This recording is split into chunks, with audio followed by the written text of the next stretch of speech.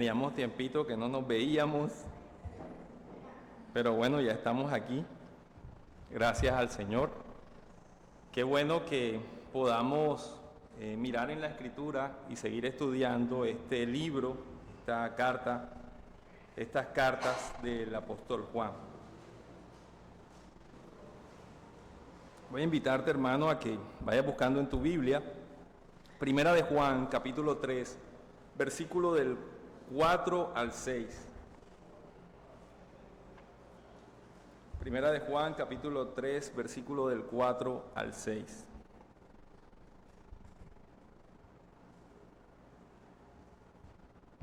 ¿Ya lo tienen? Amén. Pero antes de leerlo, vamos a orar. Vamos, que sea el Señor guiándonos en la predicación de su palabra. Padre bendito, Dios todopoderoso, Señor, te damos gracias por este tiempo. Te damos gracias, Señor, porque en tu misericordia, en tu gracia, en tu soberanía nos has permitido estar aquí hoy reunidos, Señor. Padre, te pedimos perdón por nuestros pecados y te pedimos, Señor amado, que tú nos dirijas, Dios, en el estudio de tu palabra, Señor, que seas tú quien nos hable, que tú nos redarguyas, Señor, en nuestros corazones y que nos ayudes a poder vivir esta verdad. Te damos gracias, Señor, en el bendito nombre de Cristo Jesús. Amén. Dice la palabra del Señor así en Primera de Juan, capítulo 3, versículo del 4 al 6. Todo aquel que comete pecado infringe también la ley, pues el pecado es infracción de la ley. Y sabéis que Él apareció para quitar nuestros pecados, y no hay pecado en Él. Todo aquel que permanece en Él no peca. Todo aquel que peca no le ha visto ni le ha conocido.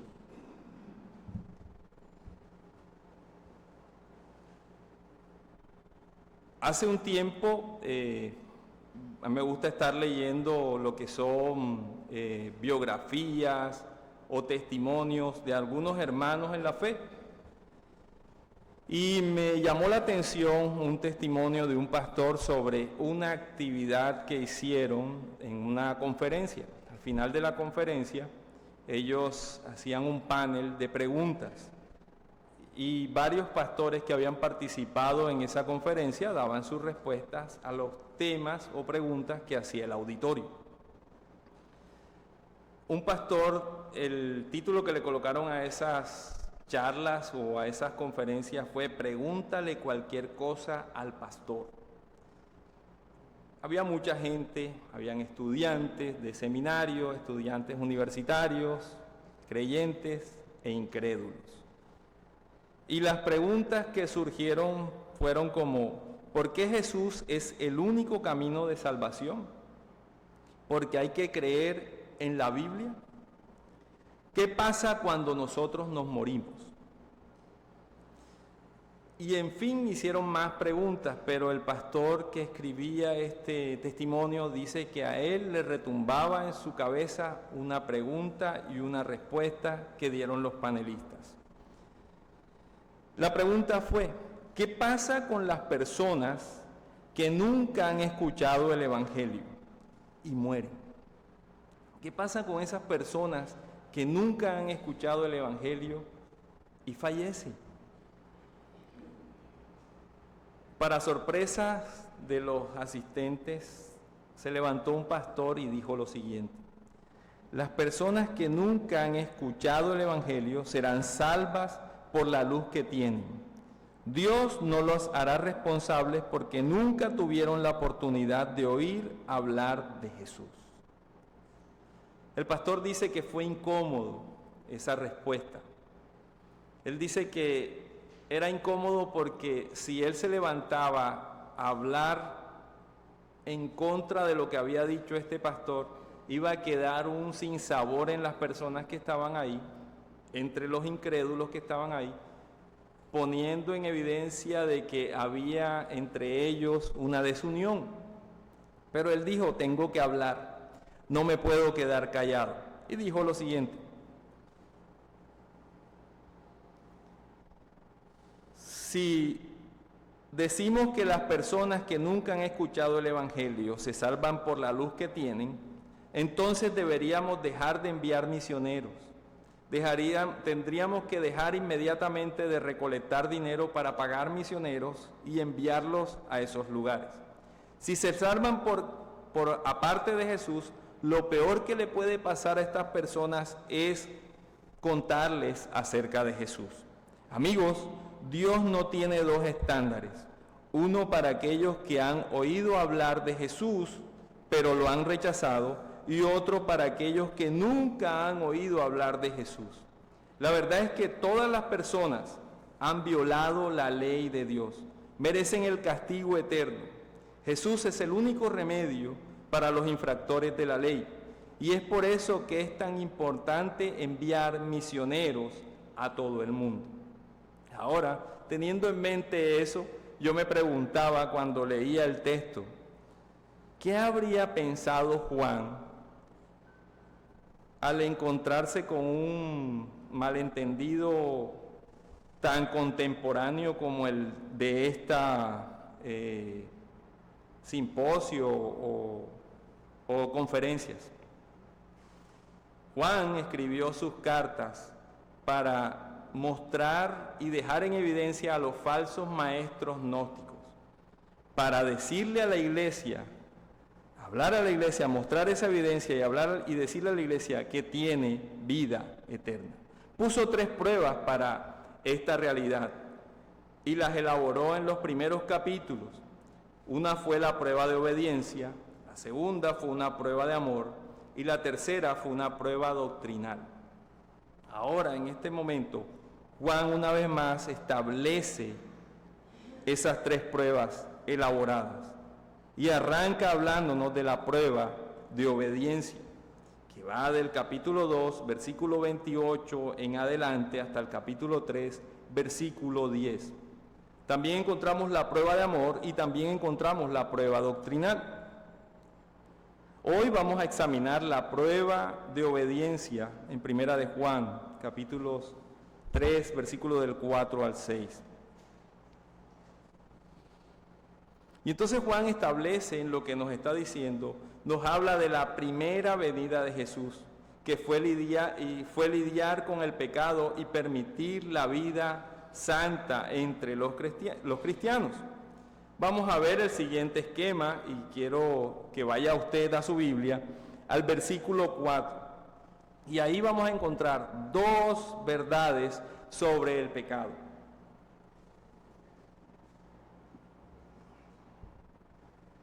Juan escribe a los creyentes, escribe a su amado rebaño, a que tengan seguridad de su salvación. Los falsos maestros enseñaban que los que tenían más iluminación eran los que tenían una correcta relación con Dios y que no importaba cómo tú vivieras, qué hicieras tú con tu cuerpo. Según ellos, el pecado a ellos no los tocaba. Así que Juan establece 2 verdades sobre el pecado. La primera verdad sobre el pecado la encuentra en el versículo 4. Mira lo que dice. Dice el versículo 4, todo aquel que comete pecado infringe también la ley, pues el pecado es infracción de la ley. La Nueva Biblia en lenguaje actual dice lo siguiente sobre este versículo. Todo aquel que peca desobedece la ley de Dios, porque el pecado consiste en desobedecer a Dios. Juan está manifestando una verdad universal. Todo el mundo peca. Todo el mundo peca. No hay escapatoria a esta verdad y no hay excepciones a esta realidad. La definición de pecado de Juan apunta directamente a la ley moral en el Antiguo Testamento, que se resume en los 10 mandamientos, por los cuales se revela la naturaleza del pecado.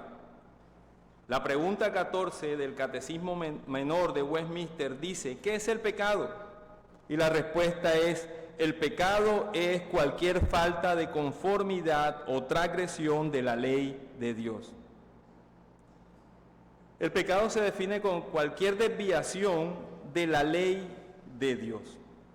Curiosamente, la definición de pecado de Juan es más profunda que el Catecismo Menor.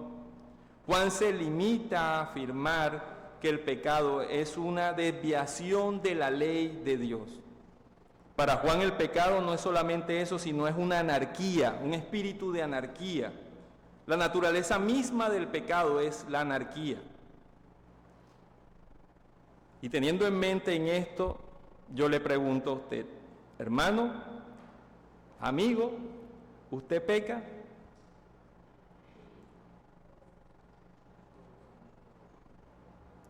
Claro que sí. Algunas personas me dicen, pero tú siempre nos preguntas cosas. A mí me gusta preguntar siempre. Y sí, nosotros pecamos. Conocí una persona que me dijo una vez, yo nunca he pecado. Yo nunca he pecado. La mayoría de la gente siempre admite que peca, pero esa persona me dijo a mí que él nunca en su vida había pecado. Él veía el pecado de la siguiente manera. Se colocaba él en el centro y miraba a los demás. Entonces miraba, por ejemplo, a el Chapo o Pablo Escobar y se ponía él. Y él decía, él es más pecador, entonces yo soy santo. O cogía el Heraldo o el Al Día, judiciales, y salían las personas que salen ahí cometiendo alguna infracción, y él decía, yo soy santo, yo no he pecado, yo no le he hecho mal a nadie. Pero mira lo que dice Santiago en el capítulo 2, versículo 10. Dice, porque cualquiera que guardase toda la ley, pero ofendiese en un punto, se hace culpable de todos. ¿Qué sucede también con las personas? Sucede que nosotros miramos superficialmente la ley moral de Dios. Y puedo poner un ejemplo. Si nosotros miramos los mandamientos que se encuentran en Éxodo 20 y Deuteronomio 6, y nos vamos al mandamiento que dice, no matarás. Yo te pregunto, ¿tú has matado a alguien? Y muchos decimos que no hemos matado a nadie. Pero si nosotros nos vamos a la explicación de la ley moral, que la encontramos en el Sermón del Monte, encontramos que Jesús nos muestra la anchura y lo alto que es los mandamientos. Y nos dice que si usted se enoja contra otra persona y le dice bobo, o necio, o fatuo, tú estás matando a esa persona. Yo le pregunto, ¿usted ha tenido rabia contra alguien? Entonces usted ha sido un asesino. Eso ha ocurrido y no podemos nosotros decir, yo nunca he pecado como me dijo esa persona. La palabra de Dios es clara y nos habla acerca de esta realidad en nuestras vidas. Y la forma más fácil de entender esa anarquía del pecado es ver el pecado en los niños pequeños. ¿Cuántos de ustedes que ya están adultos fuimos pequeños? Todos, ¿verdad? ¿Y qué pasó? Los que tienen hermanos, ¿no peleamos con ellos? ¿No nos enojamos con ellos? ¿Sí? ¿Y qué hicimos? Matamos. Algunos dicen, yo no he robado. Pero cuando estabas pequeño, ¿no te cogiste una bolita de tu amigo? ¿O un juguete? ¿O cualquier cosa, un lápiz, un borrador en el colegio? ¿Y eso, qué pasa con eso? Dice la Escritura que si tú dices que cumples toda la ley, pero infringes en un punto, te haces culpable ¿de qué? De todo. Te haces culpable de todo, de toda la ley. Y entonces vemos esta realidad que está. en el hombre y que nos habla de la realidad del pecado. Y la segunda verdad sobre el pecado está en su origen. Y la dice la Escritura en el versículo 8 de este texto. Yo no lo voy a leer, pero ahí dice que el pecado es del diablo. El diablo rompió el compañerismo con Dios cuando se rebeló contra Dios. Y no contestó con esto, se fue al Edén después y dio su primera charla motivacional, como leí por ahí en una publicación que hizo el pastor. Dio su primera charla motivacional y convenció a Eva de entrar en anarquía, de rebelarse contra Dios, de lo que Dios había establecido. Y Adán y Eva pecaron. Y de ahí toda su descendencia. Se sumergían así todas las personas en el pecado. Entonces la naturaleza del diablo es pecar. También es la naturaleza de todos los descendientes de Adán, pecar. Entonces, ¿por qué nosotros decimos que no pecamos?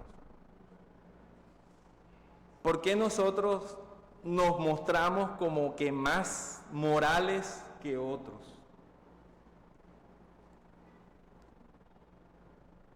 Delante de Dios nosotros no podemos jugar ese juego. Él nos conoce. Él sabe quiénes somos. Toda persona nace naturalmente en la familia del diablo. Por la palabra de Dios dice, nacen muertos en delitos y pecados. Un muerto, vamos a ponerlo así, un ejemplo, un muerto, ¿qué puede dar? Un muerto que puede dar mal olor, nada. No puede dar nada. Entonces lo que va a dar es mal olor. Si tú estás muerto en delitos y pecados, tu constante y tu continuidad va a ser mal, pecado. Vas a dar pecado, porque no puedes dar otra cosa. Toda persona nace naturalmente en la familia del diablo. Nacen muertos en delitos y pecados. Los creyentes nacen espiritualmente de nuevo en la familia de Dios. La mayoría de la gente no cree en Dios, pero sí creen en el diablo. Les gusta ver películas de Halloween, y eso, ahora estamos en octubre y quieren ver películas de Halloween. Algunos piensan, para negar esa realidad, dicen, bueno, creo que la gente básicamente nace buena, la sociedad lo corrompen los amigos. Ellos no reconocen el pecado que hay en ellos. No pueden, porque están muertos.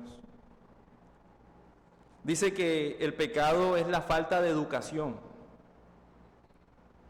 Es la influencia de la sociedad y otros llevan el pecado al punto de la culminación de hoy y eso es un mal psicológico. Tienes que ir al psicólogo para que te trate tu pecado.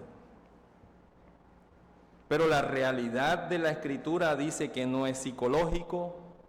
La realidad de la Escritura no está diciendo que no es por la sociedad, porque la sociedad está compuesta por hombres que son corruptos. Entonces la corrupción va a traer corrupción. Entonces tenemos esa claridad que Juan está dando acerca del pecado, pero él da dos propósitos para la aparición de Cristo. Y quiero que usted lo vea en el versículo 5.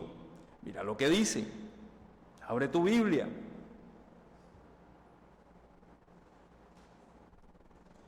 Y sabéis que Él se manifestó para quitar nuestros pecados y no hay pecado en Él. Juan le está diciendo a su amado rebaño que Jesús vino a lidiar con el pecado. Él quita el pecado de dos maneras. Primero en la justificación y después en la santificación. Y aquí quiero hacer un paréntesis. porque muchos cristianos malentienden esos términos. Justificación, ¿qué significa? Justificación es un término legal por el cual Cristo, a través de su sacrificio, nos declara justos, como abogado nuestro nos declara justos delante del Padre. Entonces ya el Padre no nos ve a nosotros como somos pecadores, que merecemos la ira completa de Dios, sino que nos ve a través de la justicia de Cristo Jesús y nos adopta como sus hijos. Y la segunda es la manifestación de esa justificación en la vida del hombre, y es la santificación. ¿Y eso qué quiere decir? Que nosotros, al ser justificados por Dios, al llegar a los pies de Cristo y nacer de nuevo, vamos a vivir una vida en santificación. La santificación es un proceso, la justificación es un hecho. Entonces, nosotros vamos a vivir en santificación, un proceso que inicia desde que llegamos a los pies del Señor hasta que nos muramos o hasta que el Señor venga. Jesús se ocupa del pecado, inicialmente tomando sobre sí todas esas cosas que nosotros hemos hecho. Nos atribuye su rectitud, hay un glorioso intercambio. Nosotros damos el pecado y Él nos da su justicia y rectitud. Nos viste con la túnica de su justicia. Y Jesús también se ocupa de nuestro pecado continuamente, mediante la limpieza y el perdón continuos. Es capaz de lidiar con los pecados de su pueblo porque Él no tiene pecado. Y un aspecto muy importante de esta buena noticia, a nosotros los pecadores, es que Jesús trata adecuadamente el pecado en nuestras vidas. Quiero que haga una retrospectiva si usted es creyente y se acuerda de cuándo llegó a los pies del Evangelio.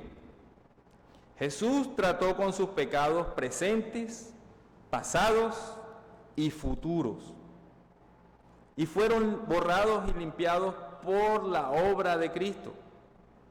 Los tomó sobre sí en la cruz del Calvario para darnos perdón y reconciliación.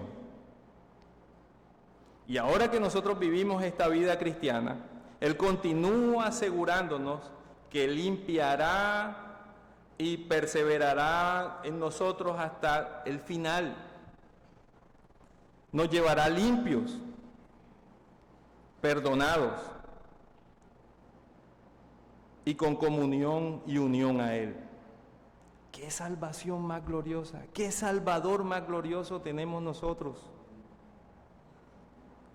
Y aquí quiero hacer un paréntesis, porque puede crear esta verdad gloriosa, puede ser malinterpretada.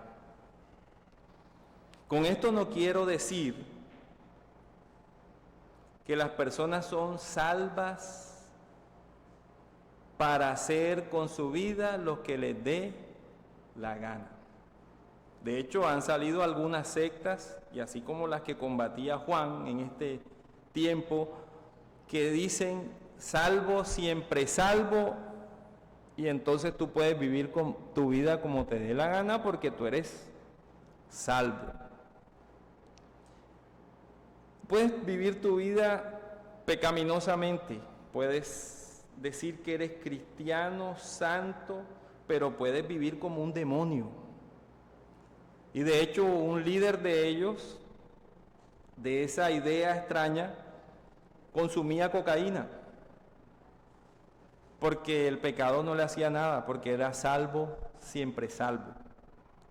La realidad es que somos salvos, siempre salvos, pero no para hacer lo que nos dé la gana. Porque ese pensamiento da un testimonio. Ese pensamiento de que yo soy salvo, siempre salvo y puedo vivir como me dé la gana, solamente se gesta, y escúcheme bien, solamente se gesta en la mente de un reprobado, de una persona que no conoce a Cristo. La persona que conoce a Cristo sabe y tiene seguridad de que es salvo, pero no va a vivir como le dé la gana, sino que su vida va a ser de acuerdo a una obediencia que no tenía y que solo Dios da. ¿Y una obediencia a qué? Una obediencia orgánica a la palabra de Dios. Y quiero hacer otro paréntesis, hablando un poco de los gnósticos acerca de los que Juan estaba mostrando y apuntando de que eran mentirosos y que no tenían parte en el reino de Dios. Juan denuncia esa herejía que les acabo de hablar, y la herejía se llama antinomianismo o antiley.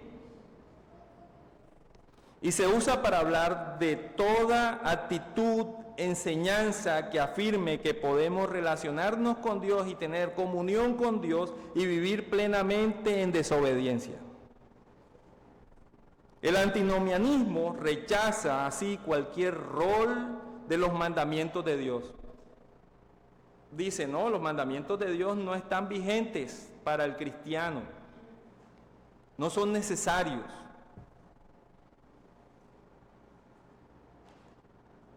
Y así vemos esta realidad. Como yo soy salvo, Dios me ama, ama mi alma, he sido redimido, ya el pecado no tiene nada que ver conmigo, así que puedo pecar. Comamos y bebamos que mañana moriremos. Y esta realidad no es bíblica, es una herejía. Se trata de la herejía del primer siglo, que se ha disfrazado, ese gnosticismo. Y desde el primer siglo de la iglesia ha venido dándose. Entonces el creyente tiene que vivir en una obediencia a la palabra de Dios y a la ley de Dios, reconociendo en cada instante su debilidad y la necesidad que tiene de Cristo en su vida. Ahora vemos el segundo propósito de la aparición de Cristo, y era destruir la obra del diablo. Eso lo dice Juan en el versículo 8. Juan habla de las obras del diablo. Y me llama la atención como un comentarista, John Stott, escribe sobre el diablo y dice lo siguiente: moralmente su trabajo es una seducción al pecado, físicamente la imposición de la enfermedad, intelectualmente la seducción hacia el error. Todavía asalta nuestra alma, cuerpos y mente de tres maneras, y Cristo vino a destruir su obra. La obra de Satanás es pecar. Pero la buena noticia es que el trabajo de Jesucristo es salvarnos y lidiar con el pecado, derrotar el pecado. Él tomó el pecado sobre sí mismo y nos empoderó a nosotros con su Espíritu, que hoy habita en nosotros, para que nosotros podamos vivir una vida acorde a su voluntad. Teniendo en mente esto, hermanos, el texto nos lleva al versículo 6, donde nos muestra dos conclusiones sobre la vida cristiana. La primera conclusión sobre la vida cristiana es que nadie que permanece en Jesús sigue pecando deliberadamente. Si el primer advenimiento de Cristo Jesús fue lidiar con el pecado y destruir la obra del diablo, entonces se deduce que el que nos salvó por gracia solamente, a través de la fe solamente, en Cristo Jesús solamente, no debe pecar, sino vivir una vida santa. Pero yo pregunto, ¿usted peca? No me tiene que responder. Juan escribió acerca de esto en el capítulo 1 y lo dejó claro. El cristiano peca. versículos 8 y 9. Dice claramente que el creyente peca. Pero notemos el versículo 6, y miren lo que dice. Si quiere puede subrayarlo. Dice, todo aquel que permanece en él. Todo aquel que ¿qué? Que permanece en él. Dice, no continúa pecando. Todo aquel que continúa pecando no le ha visto ni le ha conocido. El texto nos está revelando esta verdad. Todo el que permanece en él, ¿en quién? En Cristo Jesús. Todo aquel que permanece en Cristo Jesús, que ha sido llamado, elegido, salvado solamente por gracia a través de la fe, permanece en él. Y dice, y no continúa haciendo ¿qué? Pecado. No continúa pecando. Volvemos nuevamente a las dos familias, Satanás y Dios, la familia de Dios. La familia de Satanás se caracteriza por que está muerta en delitos y pecados. Entonces su obra va a ser de continuo solamente hacer el mal, pecar. El que no conoce a Cristo va de continuo, va a perseverar, va a continuar ¿qué? Pecando. El que ha nacido de nuevo, que el Espíritu Santo mora en él, ¿qué sucede? No continúa, está en Cristo, permanece en Cristo. Y dice, y no continúa haciendo pecado, no continúa, no persevera en el pecado. Porque si continuamos pecando, entonces ¿qué está pasando? Nos está dando testimonio, eso nos está dando testimonio a nosotros de que somos hijos. O sea, si nosotros perseveramos en hacer la voluntad de Dios, nos da testimonio de que nosotros somos ¿qué? A nosotros mismos nos está diciendo el Espíritu Santo internamente, usted es hijo. Pero si usted persevera y continúa maquinando y continúa sin importarle nada, sin remordimientos a nada, sin ninguna clase de pedir perdón a Dios, haciendo las cosas contrarias a la voluntad de Dios, eso le está dando testimonio a usted de que usted no es hijo de Dios. Usted pertenece a la familia de Satanás. Eso es lo que nos está diciendo el texto. Pero tenemos esta realidad nosotros como creyentes. Nos enfrentamos al pecado y pecamos. Por lo tanto, los cristianos puede que pequen, pero no quieren pecar. Puede que se resbalen, pero no se quieren resbalar. Porque luchan, la característica de los que están en la familia de Dios dice que luchan contra el pecado.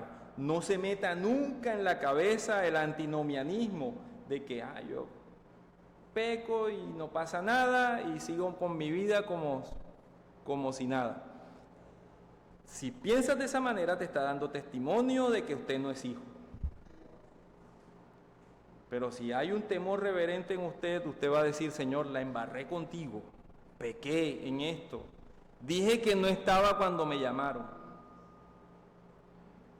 dije mentiras, perdóname. Los cristianos siempre deben tener en cuenta que el perdón que Dios nos da no fue barato. El perdón que Dios nos da costó, y costó la sangre de su Hijo. Ese perdón que Dios nos da costó la sangre de su Hijo. La gracia de Dios, que es gratuita, no es barata. Recuerda esto, mi hermano. La marca de la verdadera gratitud es que perseveramos en combatir el pecado en nuestras vidas. La segunda conclusión sobre la vida cristiana, o la aplicación en la vida cristiana es que nadie que haya nacido de Dios hace una práctica continua de pecado. Hay creyentes que cometen actos de pecado y la respuesta a esa pregunta es un rotundo sí. Los cristianos pecan, pero es algo contra lo que ahora luchan intencionalmente. Y hay ejemplos. El que era ladrón dejó de robar. El que era un fornicario empedernido ahora es casto. El que era un mentiroso constante ahora dice la verdad. ¿Puede haber fallos ocasionales? Sí. Pero la nueva dirección de la vida de esa persona, de ese creyente, es dejar el pecado. Y es una tarea que es constante, hermano. No es una tarea para el culto, para cuando usted lee la Biblia. Es una tarea para toda la vida como cristianos porque estamos en un proceso de santificación. Y el punto de Juan es que debido a que Cristo tiene la nueva vida en Dios, en el creyente tiene el Espíritu Santo en su corazón. El creyente fue tabernaculizado con el Espíritu Santo. Él ahora es su guía y su santificación. Por eso no continúa practicando el pecado. Por lo tanto, hermanos, después de haber analizado esta verdad, nos queda 2 puntos. Nosotros como creyentes debemos practicar la justicia. Esa justicia que practicamos no nos merece el favor de ganar el favor de Dios.